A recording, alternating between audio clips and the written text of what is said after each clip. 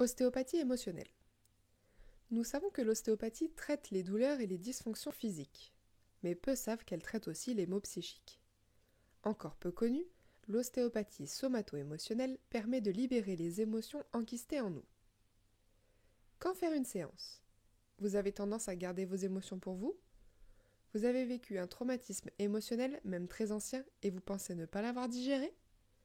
Vous sentez que vos tensions sont liées à un stress, un mal-être inexpliqué? Il est peut-être alors temps de faire une séance. Le déroulé de la séance. L'ostéopathe libère les émotions par ses manipulations et en faisant parler le patient. Exprimer verbalement les mots avec lesquels il qualifie ces mots.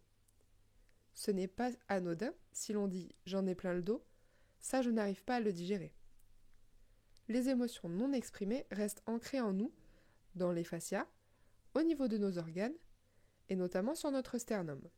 En effet, le sternum nous sert de bouclier contre les émotions quand nous pouvons les gérer. Dans le cas contraire, les fascias forment des boules d'émotions, douloureuses dessus, et via les côtes cheminent les blocages dans le dos.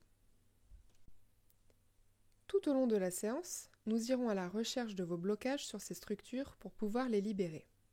Lors des techniques de libération, il vous sera demandé d'exprimer votre ressenti. Soit les émotions ressenties en lien avec les structures, par exemple la colère pour le foie, soit le ressenti physique. Pour le foie et donc pour la colère, on se sent tendu, mal à la mâchoire, etc. L'après-séance. Ces techniques demandent beaucoup d'énergie, que ce soit pour le praticien, mais surtout pour vous. Par conséquent, il est fréquent de sentir une grosse fatigue, de se sentir vidé après une telle séance. Les bienfaits se ressentent assez rapidement.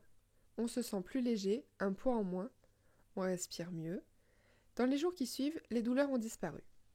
Selon l'ampleur des émotions ancrées, il peut être nécessaire de faire plusieurs séances.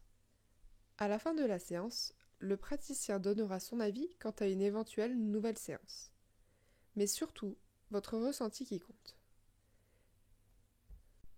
Si vous vous sentez toujours un peu triste ou qu'un poids subsiste, n'hésitez pas à faire les exercices donnés par votre ostéopathe.